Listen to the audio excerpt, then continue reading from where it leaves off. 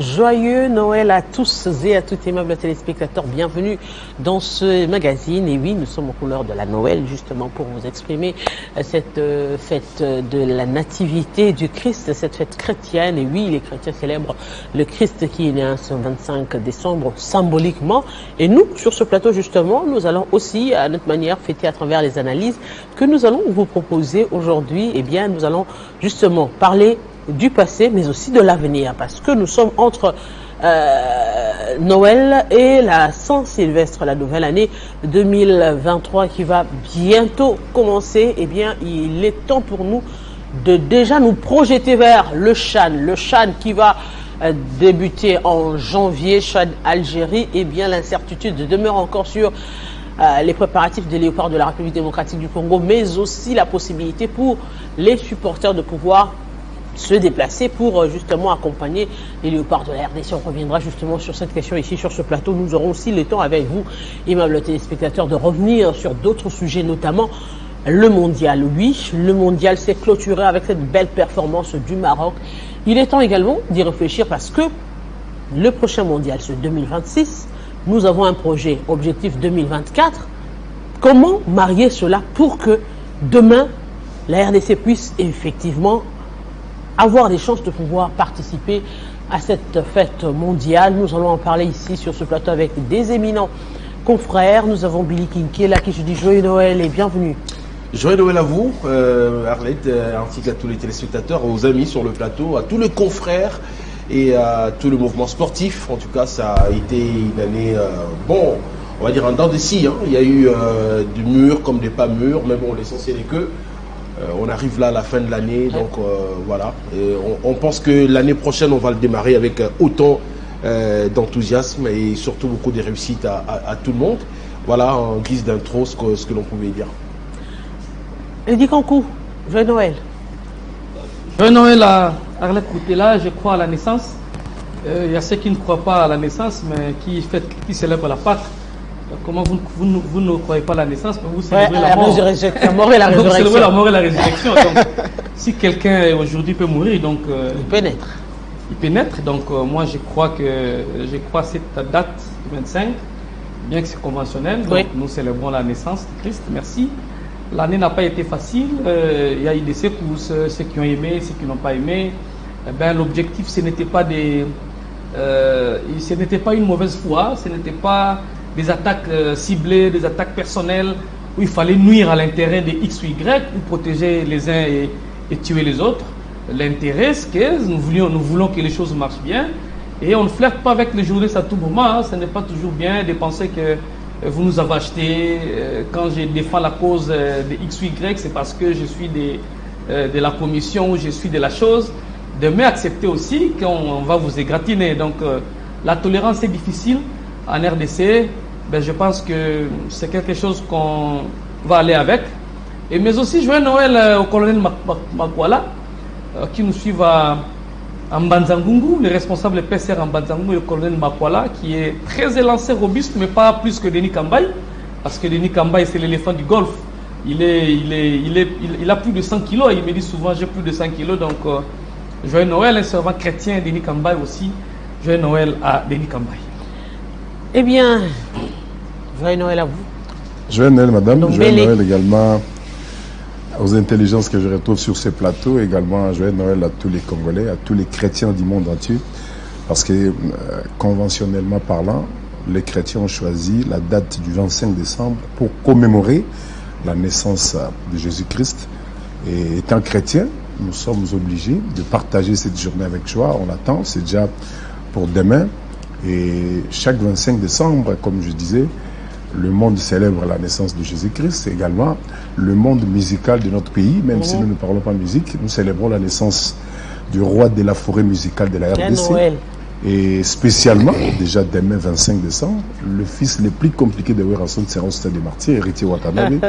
Et étant un grand ami des sportifs, je pense qu'il mérite notre soutien. Et comme aujourd'hui, c'est déjà les débuts, le premier acte du processus électoral. Je demande également à tous les sportifs, parce que ça nous concerne aussi, il faut aller récupérer déjà nos cartes, il faut se faire identifier, et au-delà de ça, il faut se faire enrôler, parce qu'au-delà du processus électoral, au-delà de poser, de répondre devant nos besoins ou nos devoirs civiques, les cartes là nous permettent aussi de faire beaucoup de choses, et donc nous sommes obligés d'aller les prendre. Et par rapport à nos téléspectateurs, ça fait beaucoup, ça faisait déjà plus de 12 mois que nous étions chaque samedi presque sur ces plateaux. Il y a des moments où nous vous avons dérangé à travers nos analyses, à travers quand même de guéguerre sur les plateaux, ça arrive, et je pense qu'aujourd'hui nous serons très posés, et pour l'année qui va venir, l'année 2023, on va faire de tout nos mieux pour être pertinent, pour être cohérent dans nos analyses. Et merci beaucoup. Je souhaite également joyeux Noël pour chiter au colonel Miguel, également au major Papine Mamboleyo et à mon fils Quares Mandombele. Il devrait être avec moi ici à Kinshasa, mais parce qu'il est conscient de sa carrière footballistique, il est à Lubumbashi dans le centre de Mazembe. Eh bien, voilà, les téléspectateurs, nous allons commencer justement avec notre sujet. Le tout premier, on va d'abord aborder le mondial. Le mondial qui venait de s'achever ici tantôt. C'est vrai, la RDC n'a pas pu se qualifier. Eh bien, cette nation qui a éliminé la RDC, le Maroc, est allée jusqu'en demi-finale. Un record pour les nations africaines qui participent à ce mondial. Billy Kinkel.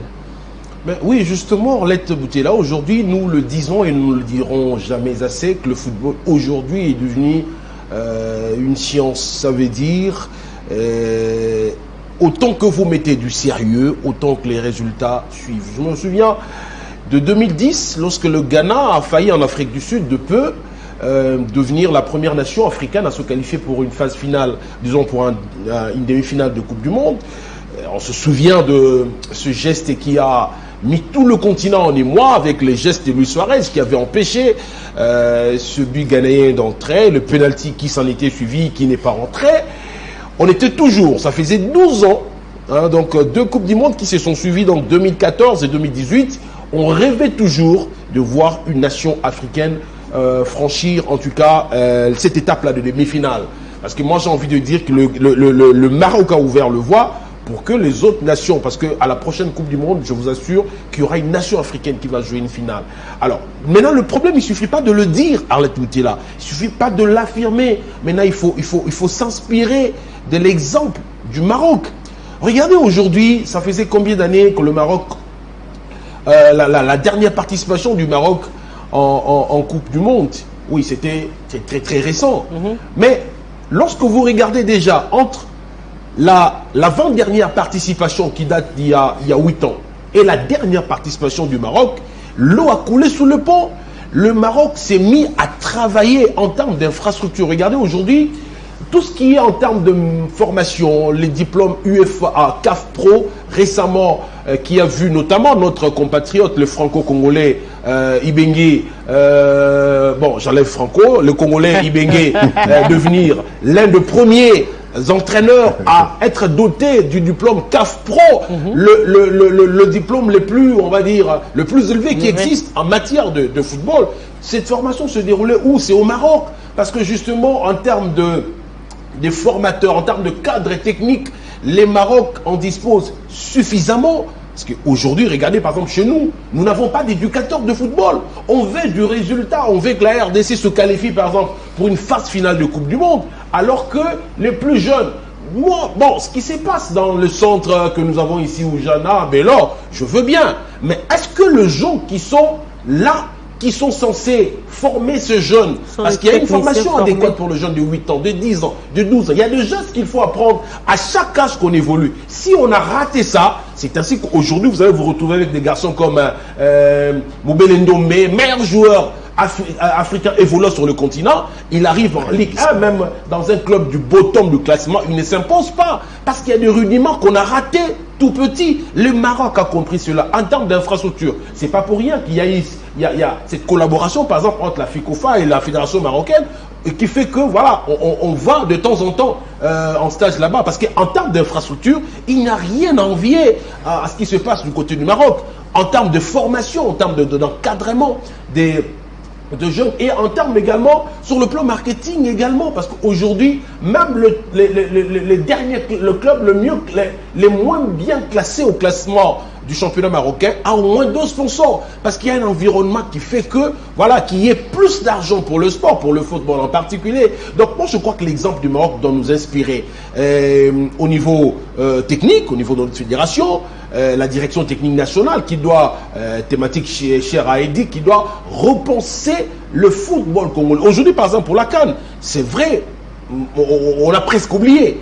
Si on se qualifie, ça serait un miracle. Mais est-ce qu'il y a une politique qui fait que l'on réfléchisse sur nos futurs champions? La prochaine CAN, c'est dans 4 ans. C'est dans 4 ans. Lorsque vous regardez par exemple l'équipe première de la RDC en football, la majorité, en tout cas la moitié de l'équipe a déjà atteint l'âge qui fait qu'on ne peut pas compter sur eux pour les prochaines qualifications à la Coupe du Monde. Est-ce qu'on y pense? C'est ça le problème. Mais Eddy Kankou, si l'on réfléchit... Alors, je voulais finir juste avec quelque chose. Regardez, par exemple, aujourd'hui, nous avons un sérieux problème. On forme aujourd'hui les différentes formations, par exemple, que l'on donne au cadre technique à la fédération, mais on ne pense pas à ceux qui vont former les jeunes. Les formateurs de gardiens, on n'en a pas. Il y a eu, par exemple, des initiatives personnelles. Boulaïm, à un certain moment, Mayala qui se battent. Mais est-ce qu'il y a, par exemple, une politique? Moi, je m'inspire, par exemple, de la fédération ivoirienne qui venait de mettre, il y a 5 ans, une politique juste pour former les gardiens. Juste pour former les gardiens. Malheureusement, chez nous. C'est ce que je suis en train de... En fait, j'aimerais quand même poser cette question. On a eu ici, on a invité, je crois, le président de la fédération béninoise de football, qui était venu aux États généraux. Ça veut dire que on a une vision. Ça veut dire qu'on a une... L'ami personnel. Ça veut dire qu'on a une vision. Ça veut dire qu'on veut espérer à quelque chose. Est-ce que l'exemple aujourd'hui du Maroc au niveau du mondial peut faire changer les choses, comme l'a dit Billy Kinkela, réfléchir autrement le football? Parce qu'il faudrait qu'on se le dise, qu'on ne s'éparpille pas du tout. Le football, c'est le sport roi. Le football est plus suivi en RDC que toute autre discipline. Est-ce qu'il n'est pas temps de repenser comment arriver à faire de ce sport une politique du pays? Oui, je pense que c'est possible. Je pense que c'est possible, mais le problème qui se pose aujourd'hui, c'est au niveau de la volonté politique. La volonté politique, quand je parle de la volonté politique, je ne parle pas d'un ministre sectoriel. Non. Parce que déjà, l'autorité budgétaire se trouve au niveau de l'Assemblée nationale. La somme qu'on alloue au sport montre déjà l'échec. On ne peut pas aller loin. Quand le match RDC Maroc en aller-retour prend 60% du budget alloué ou 50% du budget alloué au sport, ça signifie que vous ne pouvez rien attendre du développement du sport dans ces pays. Aujourd'hui, la RDC ne peut pas prétendre gagner une Coupe d'Afrique, gagner une Coupe du Monde. C'est impossible. Moi encore l'organiser. Non, ça c'est pire. On ne peut jamais organiser une Coupe d'Afrique des nations ici. Or, en sport, c'est question d'honneur et de prestige pour la nation. Regardez ce qui s'est passé au Qatar. Les Qataris ont organisé une Coupe du Monde. C'est l'honneur. Et le pays s'est positivement sur le plan politique. Ouais. Mobutu, à son temps, l'a fait avec... quand le Zaïre à l'époque, aujourd'hui Congo partait en Coupe du Monde, c'était sur quelle ligne budgétaire que Mobutu a fait appel à Vidinik, l'équipe est allée à l'Équateur, tout ça. C'est question d'honneur. Mais est-ce que ce n'est pas d'abord question de finances? Est-ce que ce n'est pas d'abord question de vision? C'est cette vision, cette organisation de choses. Vous venez de parler du ministre béninois ici. J'étais en Mbola Lodge. Le ministre dit que les décisions ou la décision a été prise en conseil des ministres, où la vision politique estime que nous devons faire ça pour le pays. L'actuel ministre des Sports a un projet 2024, mais qui va se réaliser comment? Parce qu'il est membre d'un gouvernement où la seule caisse s'appelle trésor public. La priorité, c'est les élections, la priorité, c'est la guerre, la priorité. Et le football, c'est le cadet des soucis, ou le sport en général, c'est le cadet des soucis de tous les membres du gouvernement. Même si vous prenez un ministre Dieu, il ne fera rien, à moins que ça soit le véritable Dieu qui va opérer des miracles. Mais si nous suivons la logique, déjà avec la somme allouée au sport, on ne peut rien faire. On peut critiquer aujourd'hui bien la fédération, mais je vois au niveau du football d'âge, ça bouge. Pas plus tard qu'hier, on venait de nommer une équipe qui va conduire le football de U17. Mais toujours U17, U20, Léopard à prime, Léopard, basket, judo, tout. Mais c'est toujours dans cette somme. Eddie Kankou, c'est vrai, on parle de la fédération. Mais Billy a évoqué quelque chose de très important. La formation et les centres et la formation des cadres techniques. Parce que vous n'allez pas, là on parle des équipes nationales, mais tous ne peuvent pas figurer au sein de l'équipe nationale. Il y a des jeunes par exemple qui sont formés, que l'on peut venir recruter pour aller évoluer ailleurs. Comment dans un pays où nous avons une très grande superficie, nous avons le plus des provinces possibles avec autant de potentialités de joueurs, mais nous n'arrivons même pas à vendre, à alimenter les pays africains. Au contraire, nous accueillons plus les joueurs que nous n'en donnons aux autres nations africaines. Nous avons une solution. J'ai pris le temps de lire les conclusions de Mbouela Lodji. C'est l'une des meilleures des solutions.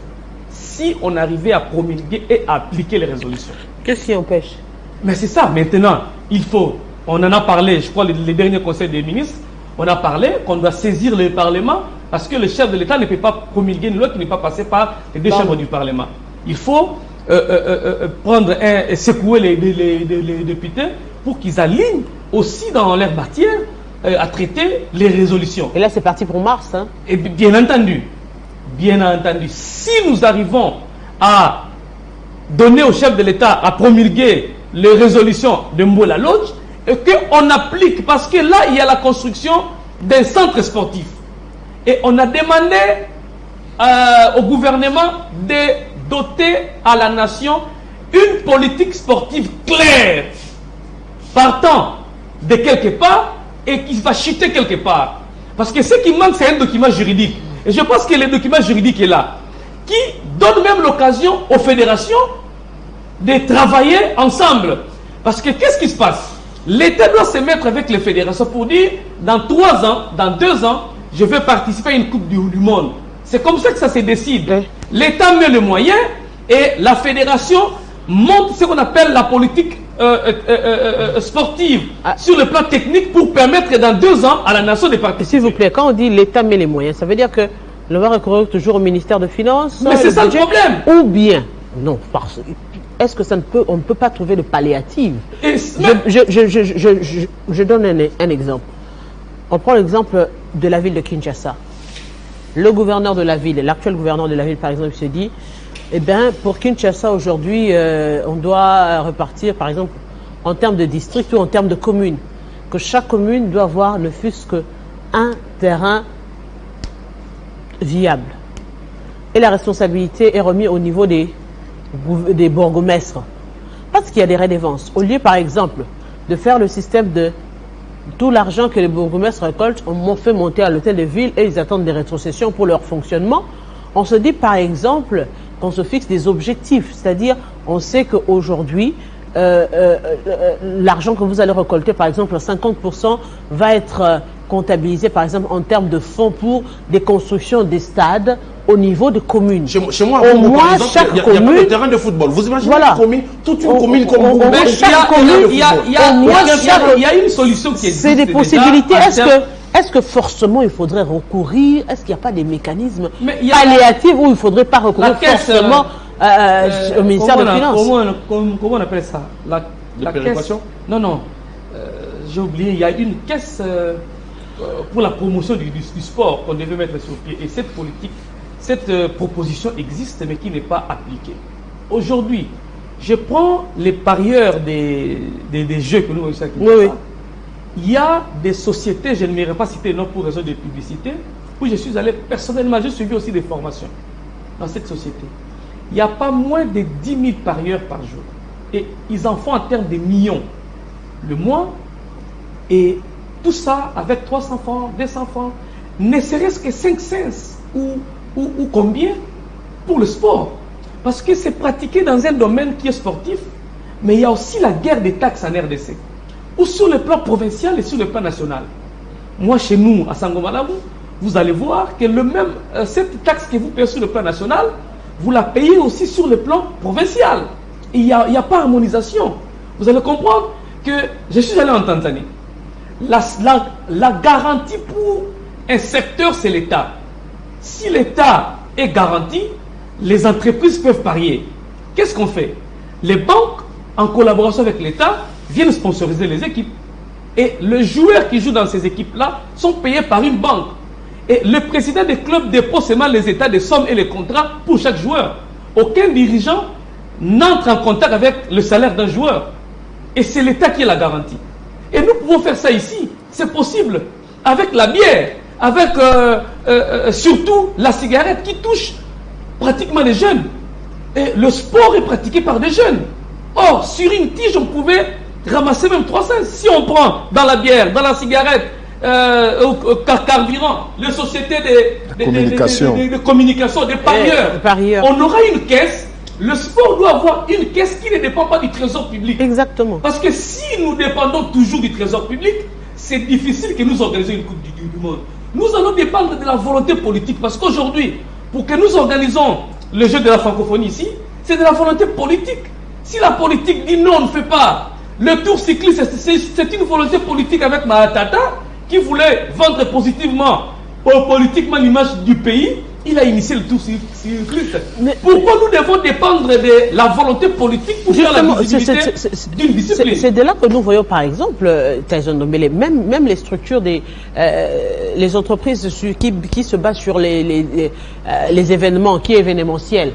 Voilà. On est plus sur la culture, on est plus en politique où l'on sait que l'argent va sortir facilement. Parce qu'ils peuvent venir avec des projets, mais arriver au sport, ça ne sort pas. Donc il y a pas de projet attrayant aujourd'hui qui peuvent séduire les sportifs aujourd'hui. On n'a que des compétitions, alors que l'on a vu par exemple dans d'autres structures, on voit ici les jeux de consommation avec des entreprises de télécommunications, avec la danse par exemple, avec la beauté par exemple, les miss et consorts, avec la coiffure, avec la musique, avec le chant, mais les sportifs sont carrément oubliés, alors que on le dit, pour pratiquer cette discipline-là, il faut être sain. Donc c'est une catégorie où l'on mise également sur la bonne santé de la jeunesse.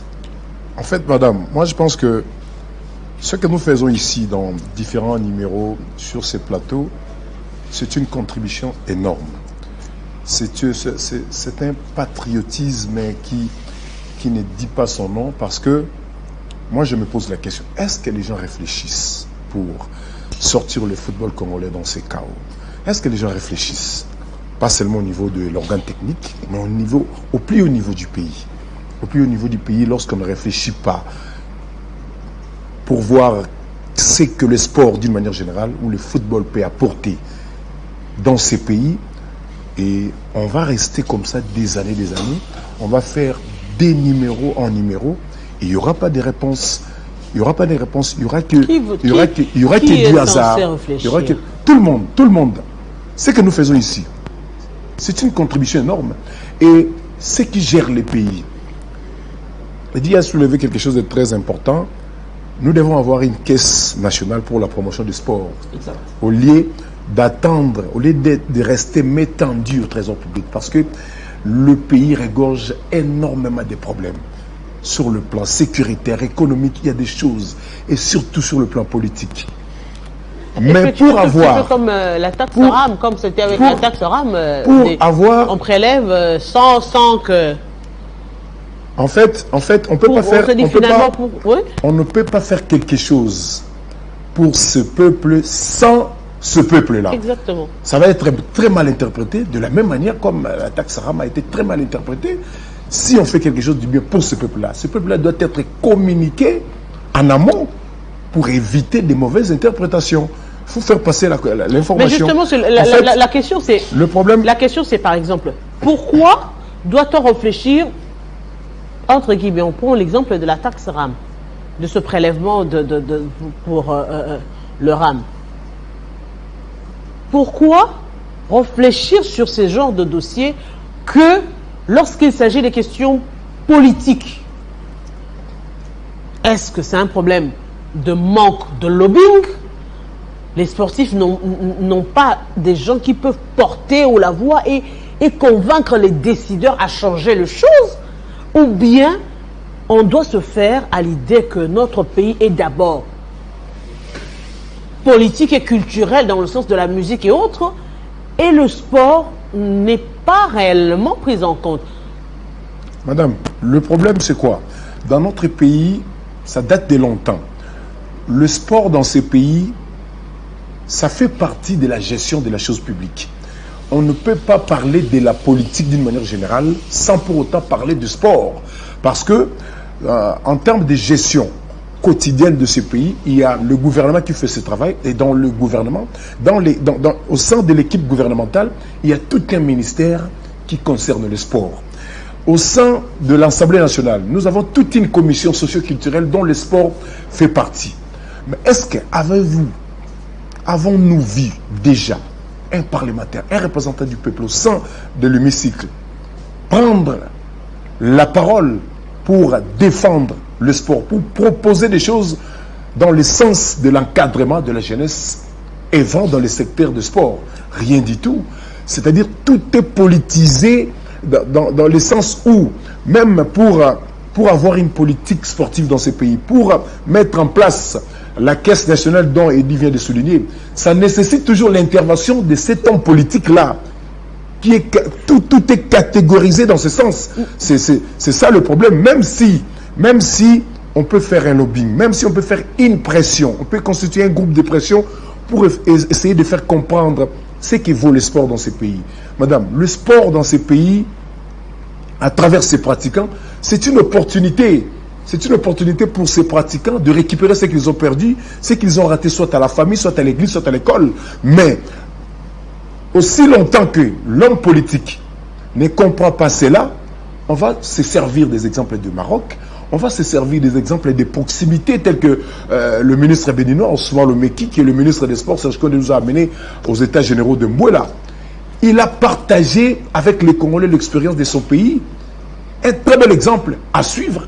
Mais malheureusement, après ces assises de Mbouela Loge, je pense que rien ne va être copié.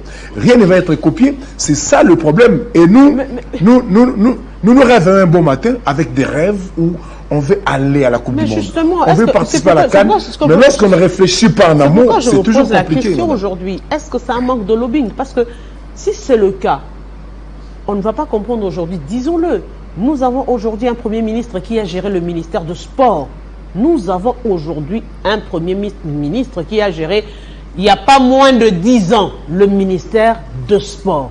Donc, l'on suppose qui sait au moins la valeur du sport et qui a géré ce ministère de Sport avec, je crois à l'époque, c'était Matata Pogno. Comment le tour cycliste, je veux dire le cyclisme, qui n'a jamais eu l'ampleur qu'a le football dans ce pays, mais qui est arrivé dans un programme du gouvernement où Matata Pogno a convaincu le chef de l'État que c'est très bien d'associer cette discipline sportive pour justement parler de la République démocratique du Congo, et ça a marché. C'est pourquoi je reviens sur la question, est-ce que c'est un problème de lobbying qui manque ou des gens qui n'arrivent pas à convaincre pour une politique qui pourrait changer finalement les choses comme on a vécu ici en RDC, le tour cyclisme qui n'a jamais vécu depuis que nous sommes au Congo. Parce que justement, il y a eu quelqu'un, Joseph Kabila Kabange, dont je ne partage pas moi personnellement la vision et sa gestion de la RDC, mais au moins en termes d'infrastructure, c'est quelqu'un qui a transformé ce pays. En termes de dotation en institution à ce pays, ce gars-là a fait quelque chose et il voulait vendre ça. Voilà pourquoi cela a porté une fois que le projet lui a été présenté. Mais aujourd'hui, combien de projets ont été présentés?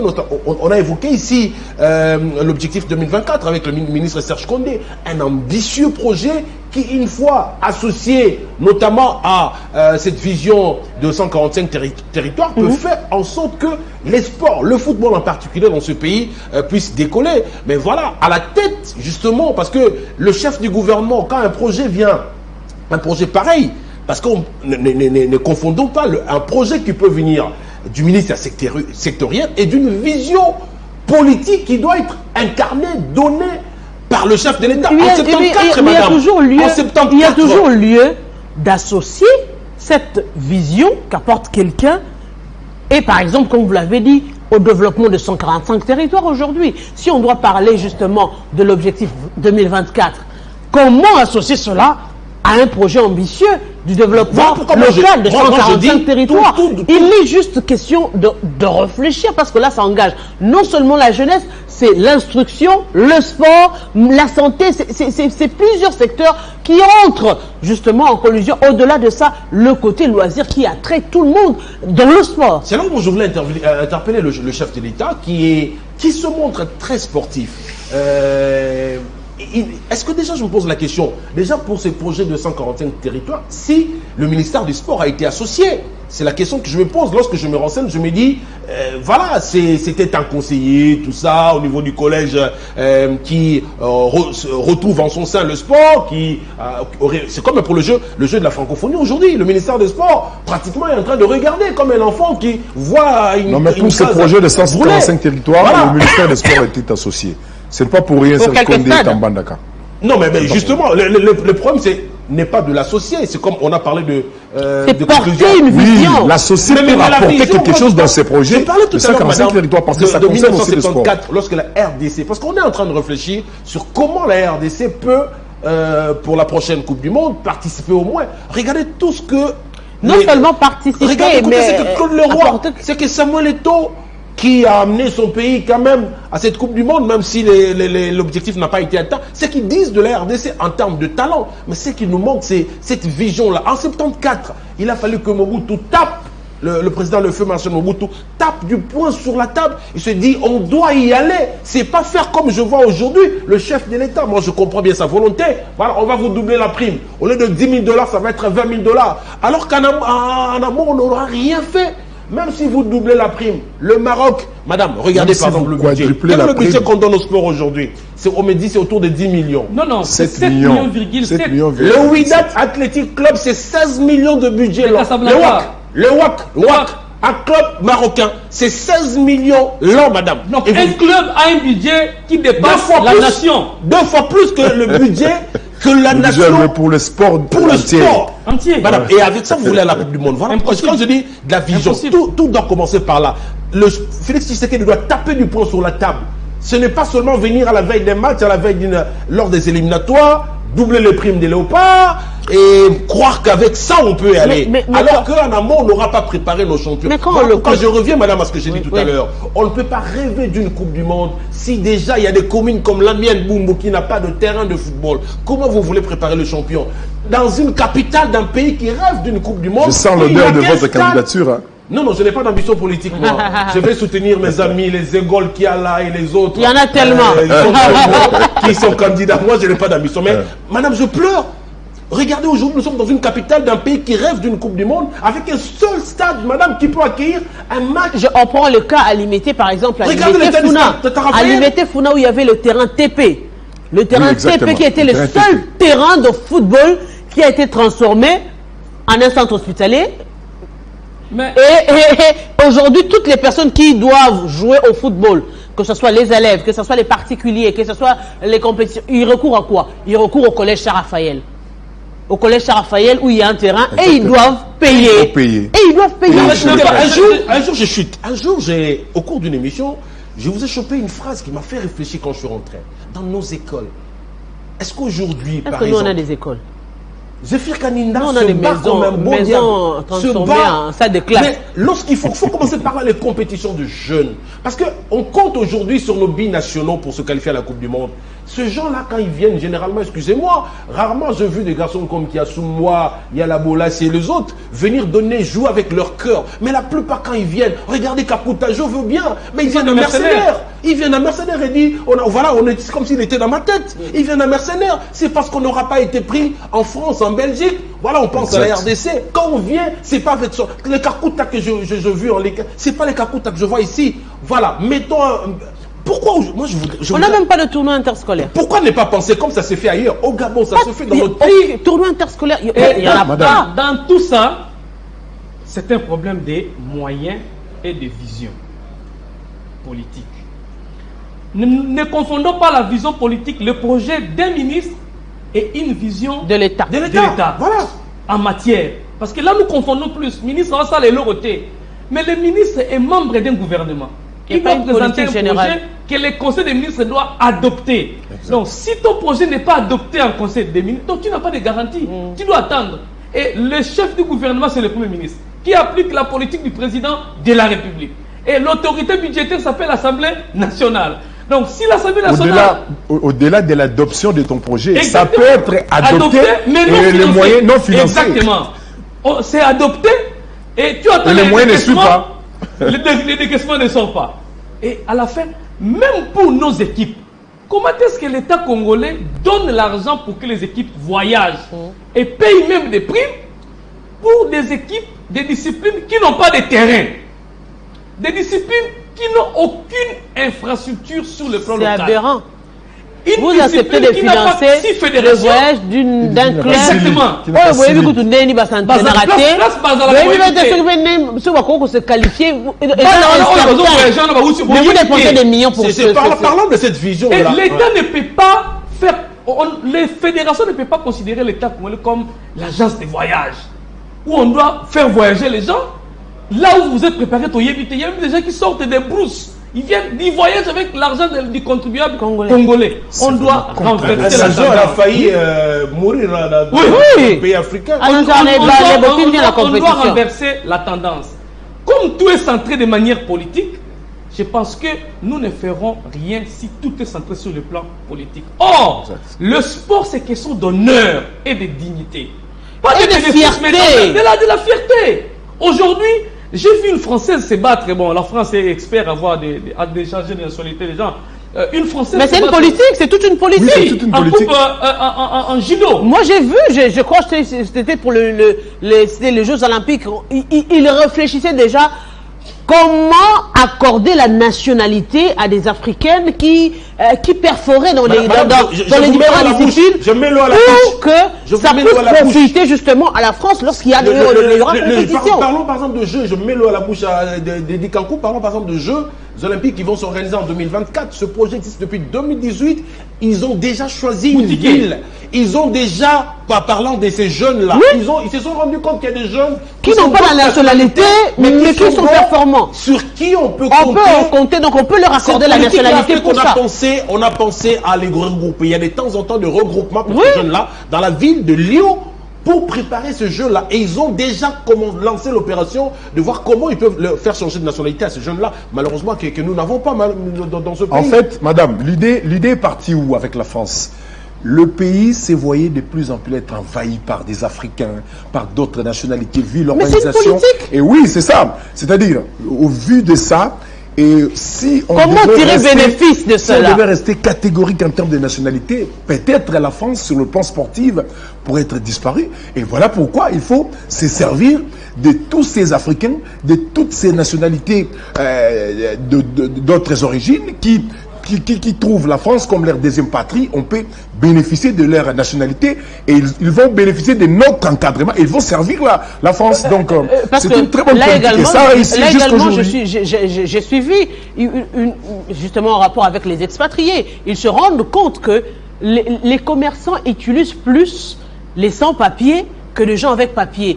Et ils se rendent compte que c'est l'État qui est en train de perdre parce qu'avec les sans-papiers, il y a des taxes que vous n'allez pas payer. Et ils réfléchissent déjà de quelle manière arriver à s'entendre pour que soit accorder des papiers plus facilement à ces gens-là pour que, en travaillant, l'État aussi puisse bénéficier des C'est la seule possibilité, revenus. sans accorder le papier. Ça veut dire que les gens ne sont pas restés, ils ne restent pas figés, ils ne restent pas carrés.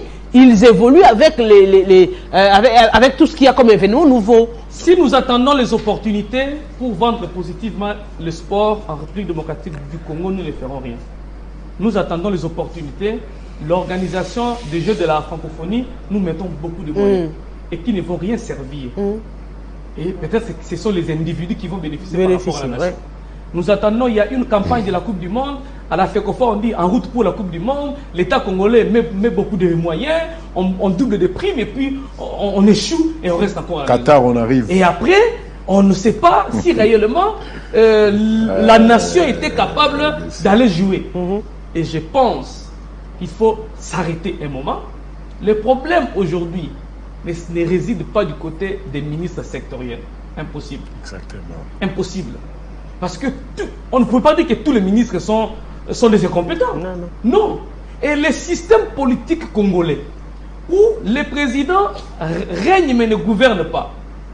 Parce qu'une loi qui passe par les deux chambres du Parlement, 15 jours après, si le chef de l'État ne promulgue pas, cette loi est automatiquement promulguée.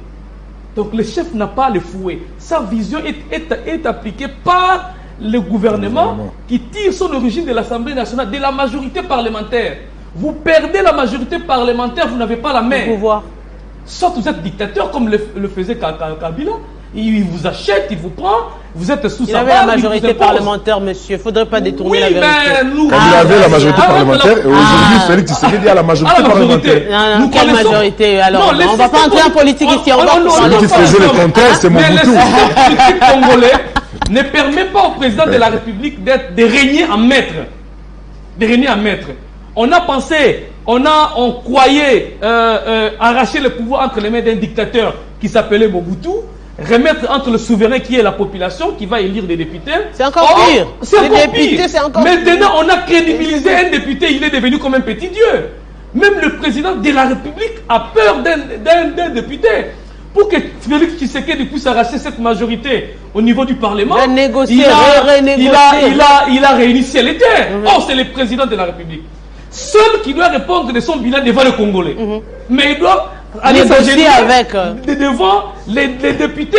Il a sorti beaucoup d'argent pour arracher une majorité au niveau du Parlement.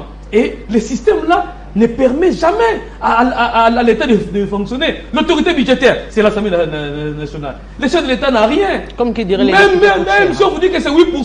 Et le chef ne peut intervenir que quand il y a une opportunité.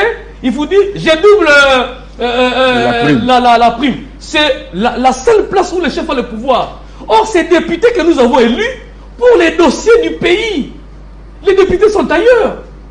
Les députés sont ailleurs.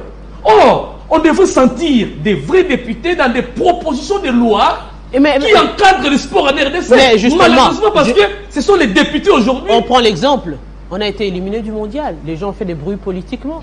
Mais la question n'a jamais été soulevée, par exemple, au niveau du Parlement. Mais c'était quelle question? C'était quelle question? Non. La question de savoir pourquoi l'avion est allé. Est-ce que ça, c'est une question qui peut sauver le sport? C'est ce que je suis en train de dire. Je veux dire que les vraies questions n'ont jamais été soulevées.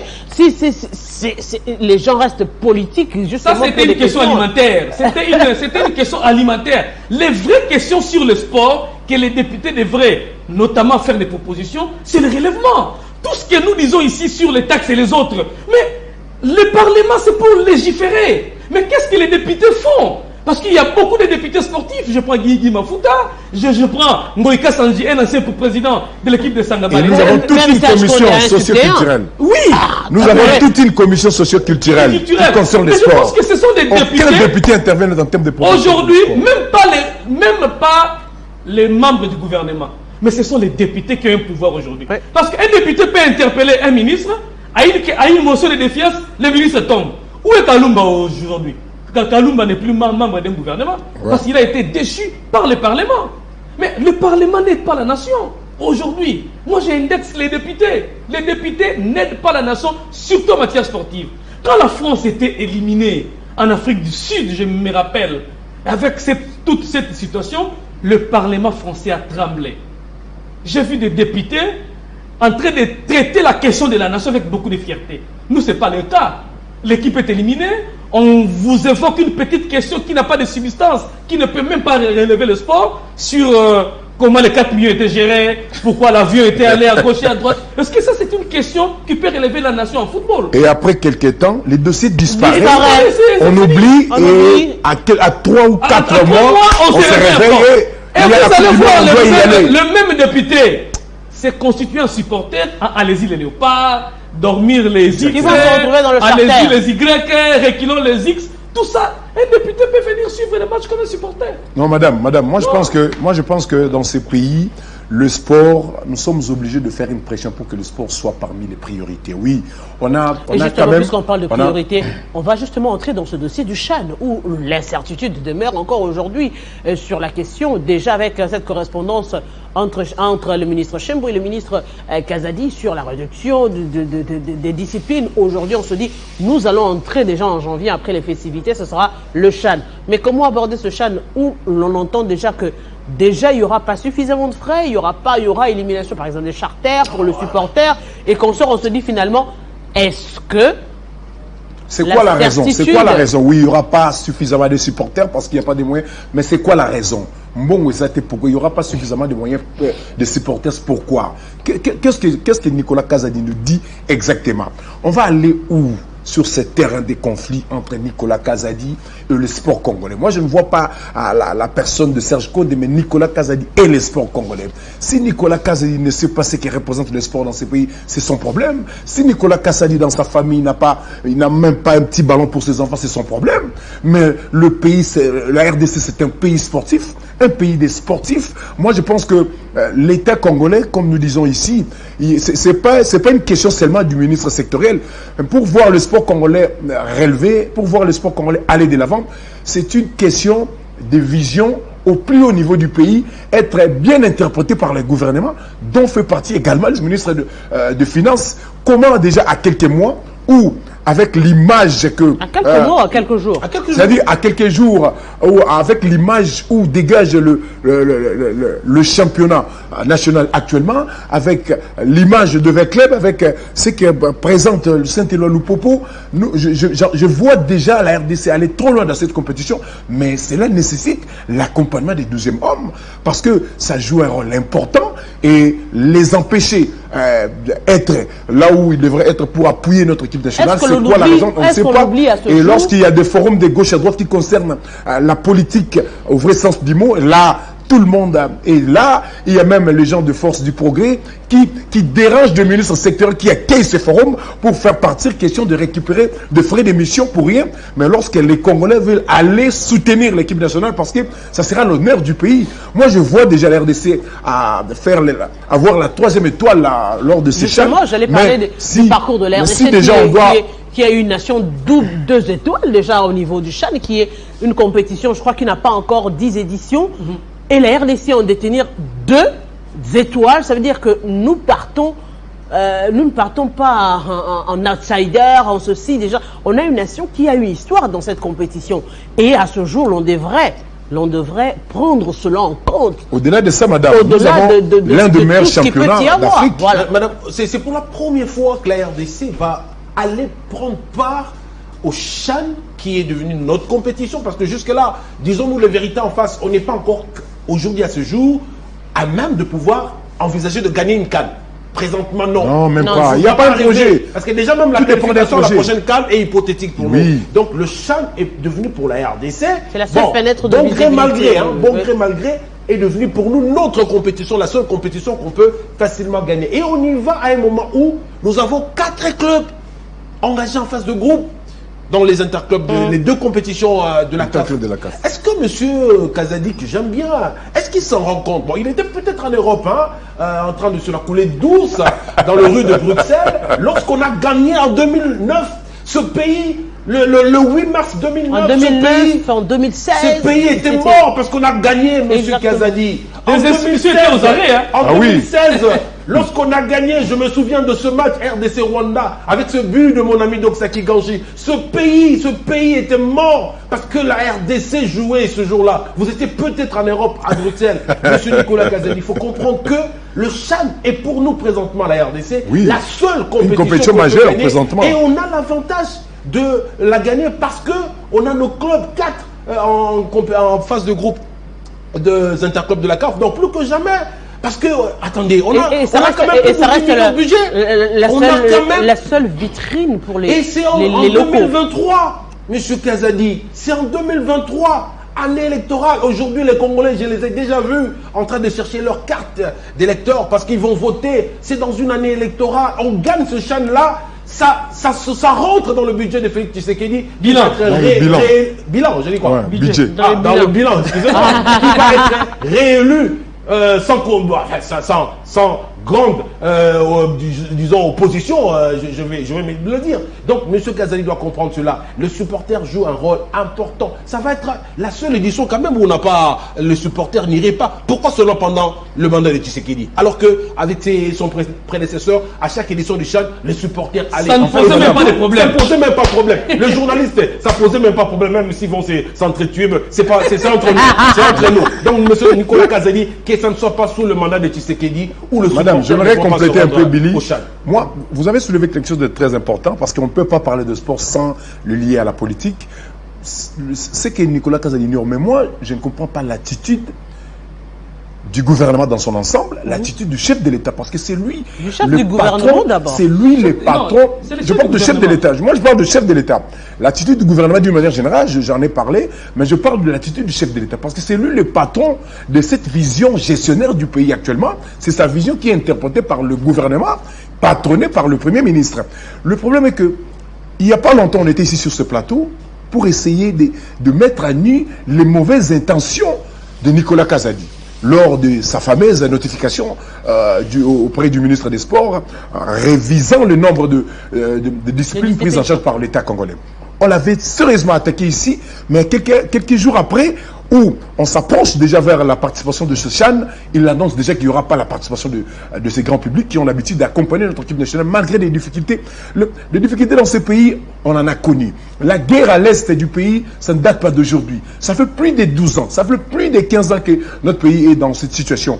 Même si aujourd'hui, grâce à la diplomatie agissante de l'actuel chef de l'État ou du gouvernement, aujourd'hui, nous avons eu quand même à obtenir cette levée de l'embargo pour l'achat des armes, question de bouter dehors l'ennemi. Hein? Mais moi je pense que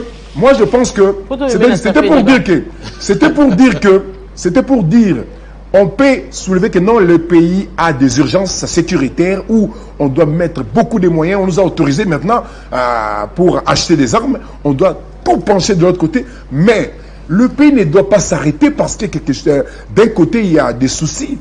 Vous êtes porté à la tête du pays pour gérer ce pays. Gérer ce pays, gérer la société, c'est réfléchir dans tous les domaines au même moment. On ne peut pas dire que non, on met de côté la pratique des sports, on oublie la gestion des sports parce que ça barre à l'est du pays. Oui, vous êtes là pour essayer de réfléchir dans tous les secteurs au même moment. Au moment où nous sommes ici, les sportifs, les footballeurs, les passionnés de football des Congolais veulent voir leur équipe se présenter au CHAN avec l'idée de remporter la 3e étoile.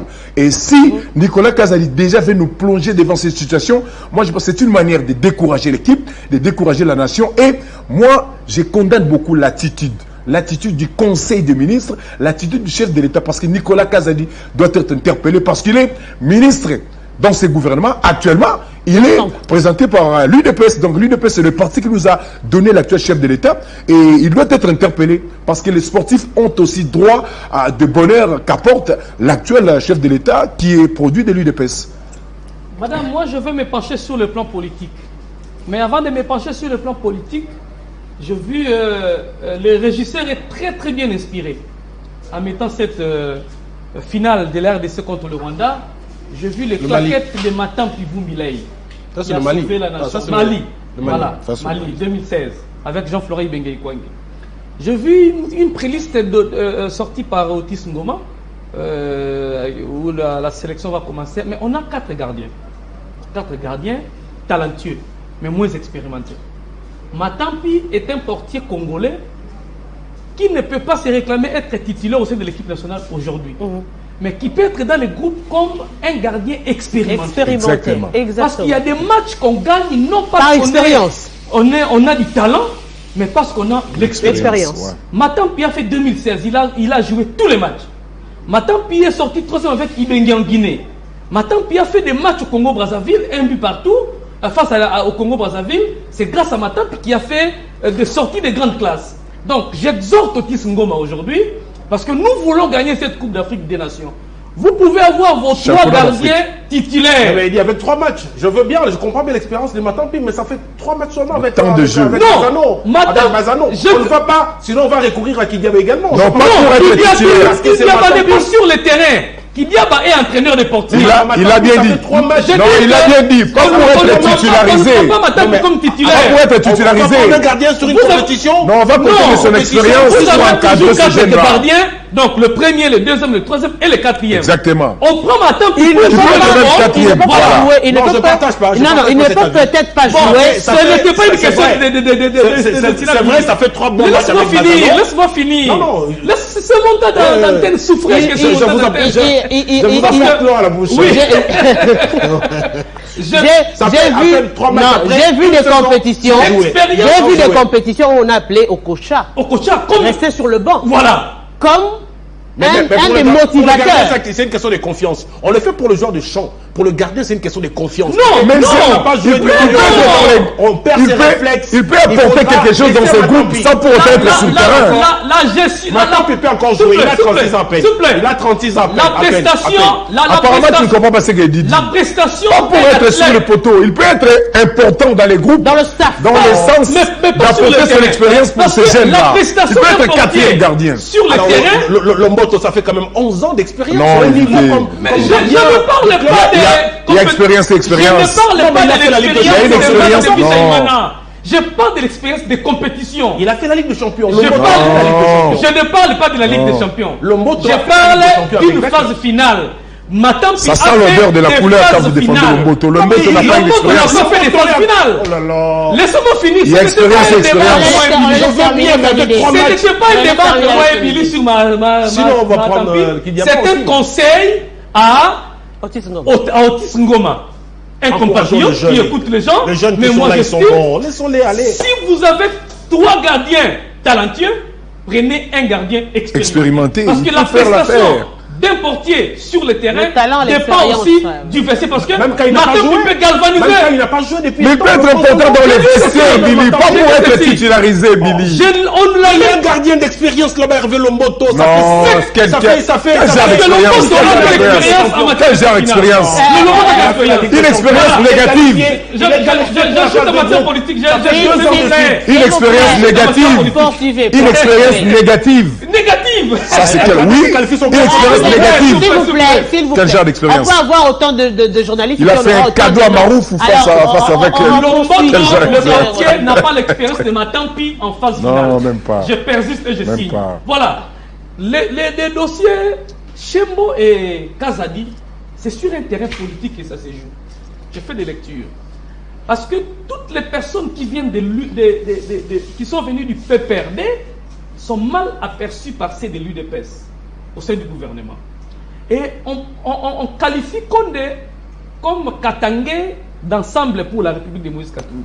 Chez les uns, on estime qu'il n'a pas droit au chapitre. Ça, c'est une réflexion parce que- purement tribaliste. Parce qu'il est du Katanga. Oui, il est du Katanga, mais il n'est pas d'ensemble à CDGSH. Il est du PPRD Mosaïque. Mais on confond. Et maintenant, cette guerre politique entre les individus qui se battent politiquement a des répercussions sur le plan sportif. Quand tu dis on confond, qui confond? Mais le Je ne politicien... pense pas que Nicolas Kazadi peut confondre. Nicolas Kazadi peut être parmi les mieux informés Mais- quant non, à maintenant, cette question-là. le problème c'est que c'est Kazadi qui a la facilité de bloquer par rapport au financement. Les autres n'ont pas le pouvoir direct.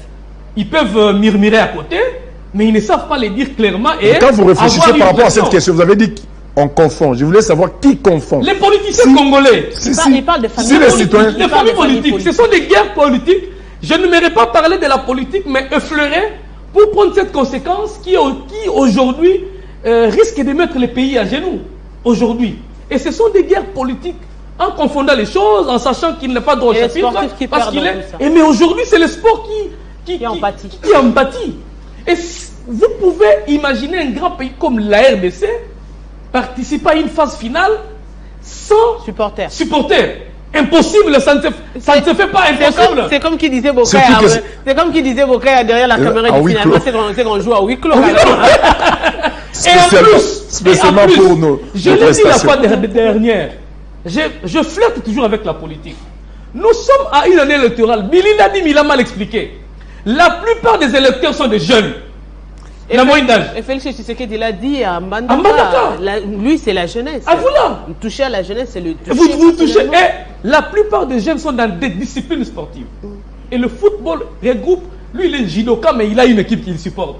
Il y a des basketteurs qui supportent les et derrière un joueur, il y a toute une famille. Exactement. Derrière un supporter, il y a toute une famille. Mais quel est le calcul de Nicolas Kazadi à la veille électorale? Moi, chaque fois que j'ai réfléchi comme ça, c'est comme si il y a des ambitions machiavéliques derrière. Oui, mais je ne comprends pas.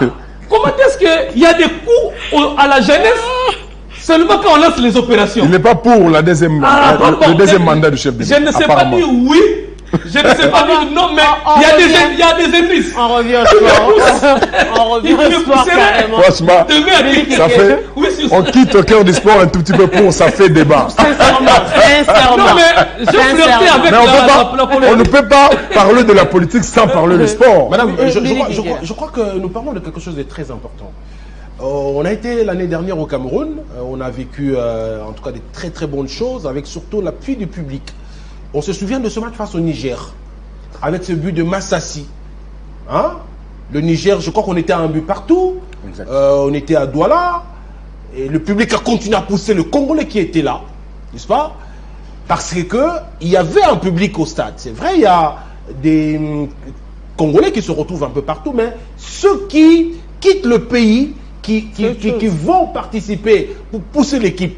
On a vu face au Niger, et je crois que c'était face à la Libye également. Face à la Libye, le but égalisateur là. Voilà. Donc c'est parce qu'il y a un public. C'est ce qu'on doit comprendre, madame. Donc moi, tout à l'heure, je ne voudrais pas revenir en tout cas sur ce cas, mais permettez-moi quand même de dire, madame, Matan Puissant-Garde est très talentueux. Oh. Très talentueux. Mais permettez-nous. Aujourd'hui, regardez ce que fait le Maroc, madame. On va miser sur le jeune de moins de 23 ans. L'équipe qui a gagné le dernier CHAN au Cameroun a été dissoute parce qu'on se dit c'est le CHAN. Il faut laisser la place aux jeunes pour préparer l'avenir. Ça, c'est la politique. Ça, c'est la politique marocaine. Laissez-moi chuter. C'est une équipe locale qui est censée alimenter l'équipe à demain dans les prochaines années. Parce que nous venons d'en parler à la Coupe du Monde. Regardez le jeune de Kankou. Laissez le jeune Loukiessé de Rangers. Ce gardien est formidable. Regardez la Coupe du Congo face au Dering Motema Pembe. Regardez la saison des Rangers l'année dernière. Ce garçon était pour beaucoup. Mais ces jeunes ont besoin de l'encadrement. Il est jeune. Même les Badjo qu'on recuse aujourd'hui, ils sont jeunes. Ils sont l'avenir. Ils sont l'avenir de cette nation. Matampi a fait son temps. Il a fait son temps. Il a commis. Il a commis aussi l'équipe nationale. Inspirons-nous, madame. Nous étions tous d'accord ici qu'on devait s'inspirer de l'exemple du Maroc qui a dissous l'équipe qui a gagné la CHAN l'année dernière au Cameroun, sa deuxième étoile, pour laisser la place aux jeunes de moins de 23 ans.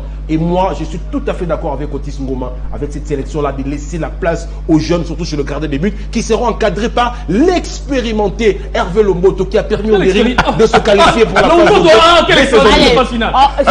Ça, c'était ton point de vue. On garde les téléspectateurs regardent ton point de vue. Lomboto a quelle expérience en matière de phase finale? Nous sommes il a fait quel CHAN? Demi-finale. Nous sommes arrivés à la fin. Ce n'est pas. Il a fait quel CHAN et quel CHAN? Ce n'est pas un journaliste. De quelle expérience parles-tu? Proche, ne vais rappeler cela. Non. Une expérience très négative. Par contre, ta défense. S'il vous plaît. Vous avez été très proche de S'il vous plaît. Ce n'est pas à vous que je vais rappeler cela. Je ne suis pas très proche. Même si aujourd'hui le Vécludi avait je suis avec toutes les équipes. Alors que vous voulez les aider, laissez-moi finir. Je suis toutes les équipes. Les Véclubiens aujourd'hui ne comprennent pas votre démarche. Lorsque vous avez parlé du Dering Motema Pembe, ils n'ont rien réagi. Lorsque vous avez parlé de Mazembe, aujourd'hui, parce que vous voulez les aider, l'intolérance, discipline. Sim Kazadi, comme d'autres présidents, éprouvent quelques petites difficultés. Même chez Mazembe, c'est encore pire. Vous l'avez rappelé. dénonce Moi, les je crois que styles. ce qu'ils On dit que devraient le faire, style est des les moqueries. supporters de V-Club, ce qu'ils devraient faire, c'est d'aider Bestine Kazadi à apurer les dettes plutôt que de s'en prendre à vous, chers supporters. Ça, c'est J'ai un vu fait. le supporter Parlez de avec Mazembe. les Alors, joueurs. on termine avec ça. Le supporter de Mazembe, c'est très important, madame. Oui. J'ai vu un élément signé au Kaya dans des groupes où les supporters de Mazembe se réunissent pour apporter soutien à l'équipe. Ce sont des initiatives comme ça. Les écrivains demandent beaucoup, n'apportent rien. Rien. Et quand un journaliste a dit que le joueur des arrières, vous voulez le tuer. Les pourquoi? Imani apportent Et quoi, Eddie les va Imani? continuer parce que nous le soutenons. Il est dans son travail, en train de faire son travail. Alors, grand merci à vous, Billy Kinkela. Grand merci également à Eddie Kankou. Là, Eddie Kankou n'intervient pas parce qu'on a pris.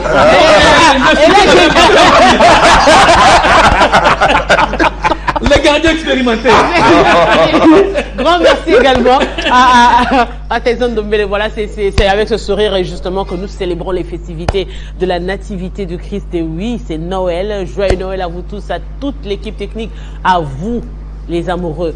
Hein, les passionnés de cette émission, les amoureux du sport. Et oui, vous êtes toujours fidèles et réguliers à suivre ces émissions, si pas le samedi, toujours fidèles les dimanches, que ce soit les politiques, les sportifs, très souvent, et ils suivent et apprécient. Eh bien, nous tenterons certainement pour 2023 de faire encore mieux. Oui. Pourquoi pas? Madame vos Major, idées, Papi Mambolo est branché.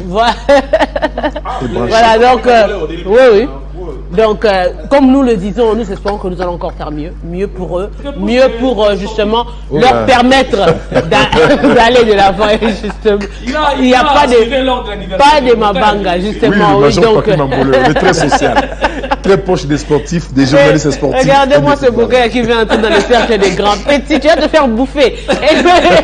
Nous disons grand merci à vous et mes téléspectateurs, parce que nous vous aimons, parce que vous nous aimez, vous nous suivez régulièrement. Et c'est au travers vous que nous disons que cette émission, c'est l'une des émissions suivies d'ailleurs. On reste modeste. C'est l'une des émissions. Nous donner des médailles.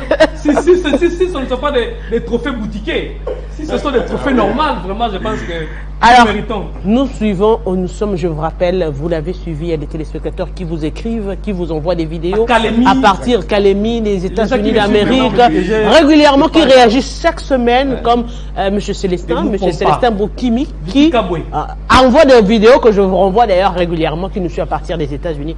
Joyeux Noël à vous, à toute l'équipe. Joyeux Noël à M. Jean-Marie Kassamba, qui est directeur général de Télé 50 et qui vous apprécie, qui vous suit régulièrement, parce que lui, quand ça ne va pas, il le dit toujours, donc on le dit. Joyeux anniversaire au ministre des Sports, Serge Condé. Il fête les 25. Ah oui, oui, le ministre des Sports, Serge Condé. Il fête les 25. On termine avec cela, donc quand même bien le dire, chapeau. Que ce pays a connu. Eh bien, joyeux anniversaire à vous, monsieur le ministre de Sport, Serge Condé. Et nous espérons que la fête sera belle. Au revoir et au 31 janvier, au 31 décembre.